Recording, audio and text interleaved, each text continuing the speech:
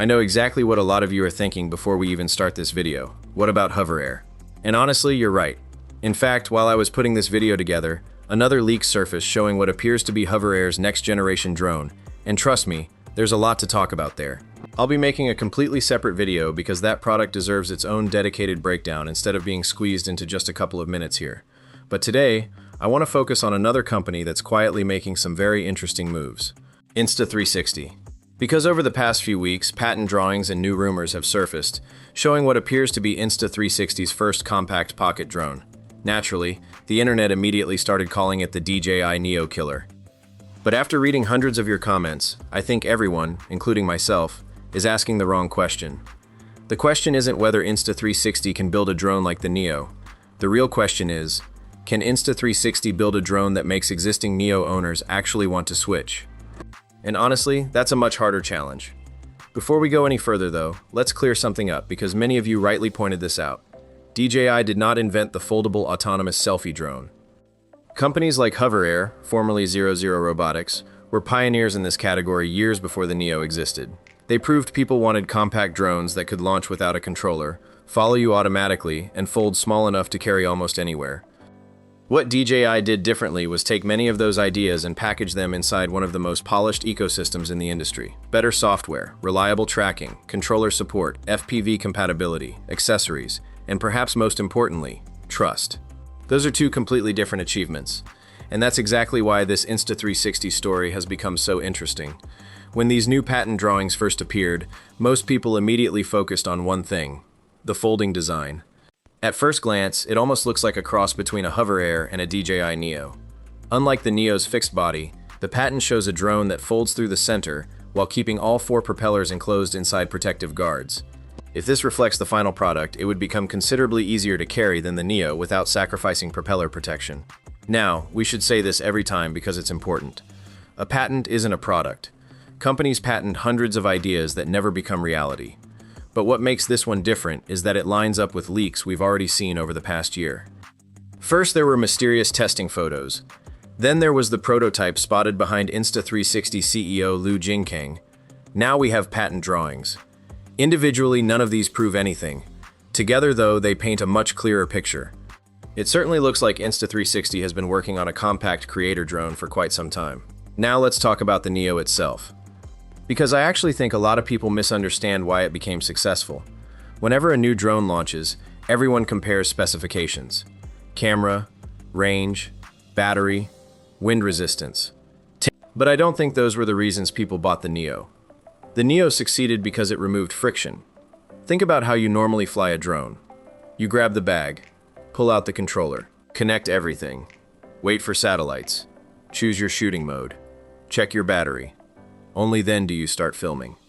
The Neo changed that entire experience. Palm launch, quick shot, follow mode, done. Instead of feeling like flying a drone, it felt like carrying another camera.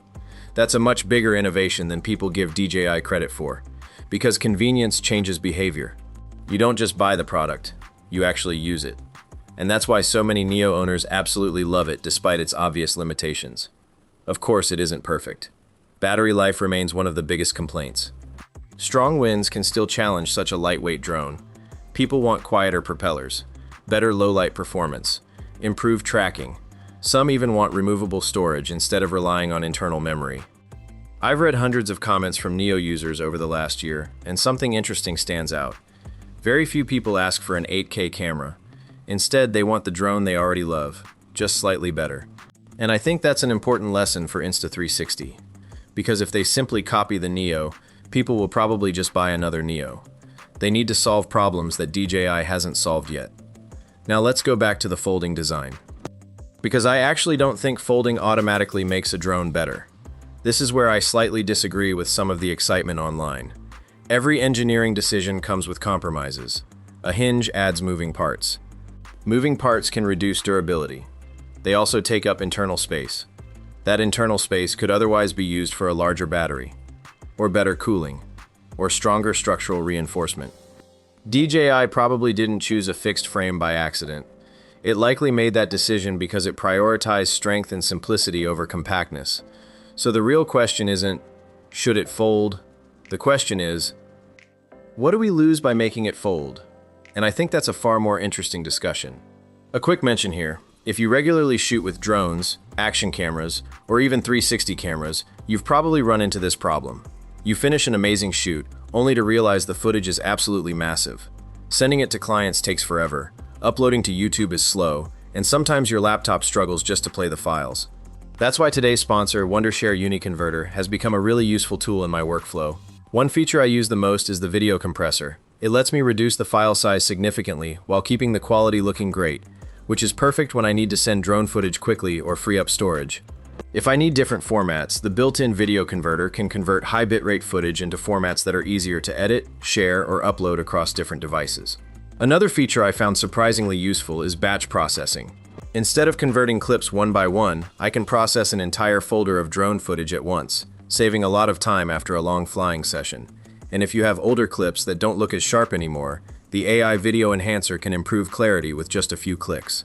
So if you're creating content with drones, action cameras, or any high-resolution camera, UniConverter is definitely worth checking out. I'll leave the link in the description if you want to learn more, and thanks to Wondershare UniConverter for sponsoring this part of today's video. Then we have probably the biggest rumor of them all. The possibility of a built-in 360 camera. Now imagine that for a second. Instead of worrying where the drone is pointing, you simply launch it, capture everything, and decide your framing afterwards. That sounds incredibly exciting. And if any company can make that work, it's probably Insta360 point. After all, that's exactly what they've been doing with handheld cameras for years. However, there are also obvious challenges. More processing, more heat, more battery consumption, potentially higher cost. So while I absolutely love the idea, I'm also realistic enough to know it won't be easy. And at this stage, it's still only a rumor. But here's what I think everyone is overlooking. The real battle isn't hardware anymore. It's ecosystems. Think about what happens after you buy the drone. How easy is editing? How good is tracking? Can it work with your microphones? Can it connect to your existing accessories? Can you use goggles? How reliable is the app? How quickly are bugs fixed? How often do software updates arrive? These are the reasons people stay with companies. Not because one drone flies 30 seconds longer than another. This is where DJI has built an enormous advantage over the last decade, and it's also the biggest challenge facing Insta360. Because making one great drone is difficult, building an entire ecosystem around it is even harder. At the same time, I wouldn't underestimate Insta360. Over the last few years, they've quietly expanded into almost every creator category. 360 cameras, traditional action cameras, AI editing, creator software, microphones, the anti-gravity drone project, pocket cameras, and now, potentially this. That's not random. That's strategy. They're trying to become a complete creator ecosystem rather than simply a camera company. Whether they succeed or not, only time will tell. As for launch timing, current rumors suggest we could see this drone sometime between late 2026 and the first quarter of 2027, although there has been no official confirmation yet. That timeline also makes sense considering we haven't seen the kind of regulatory filings that normally appear just before release. So where do I stand after looking at everything? I don't think this drone has to beat the Neo. It doesn't even have to replace it. What it needs to do is give people a genuine reason to choose something different. Maybe that's true 360 capture. Maybe it's better battery life. Maybe it's a more compact folding design. Maybe it's AI features DJI simply doesn't offer. Whatever it is, it has to be something that goes beyond copying. Because copying the Neo is easy. Creating the next category-defining product, that's the hard part. And honestly, I think that's the challenge Insta360 is facing right now. Now I'd love to hear your thoughts. After everything we've discussed, what would actually convince you to leave the DJI ecosystem? Would it be a foldable design, a 360 camera, longer battery life, better tracking?